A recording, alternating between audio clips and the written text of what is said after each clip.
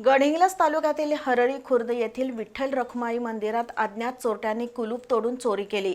त्यामध्ये देवीच्या गळ्यातील सोन्याचे मंगळसूत्र, पितळी मूर्ती आणि दानपेटीतील रोख रक्कम असा एकूण 71,500 रुपयांचा ऐवज लंपास झाला। गडहिंग्लज पोलीस आता तपास करत आहेत। 2 जुलैच्या रात्री गडहिंग्लज तालुक्यातील हरळी खुर्द येथील विठ्ठल रखुमाई मंदिरात चोरी झाली। त्यामध्ये देवीच्या गळ्यातील सोन्याचं मंगळसूत्र, पितळी मूर्ती आणि दानपेटीतील रोख रक्कम असा एकूण 71,500 रुपयांचा ऐवज लंपास झाला। 3 जुलै रोजी पहाटे चोरीचा प्रकार उघडकीस आला।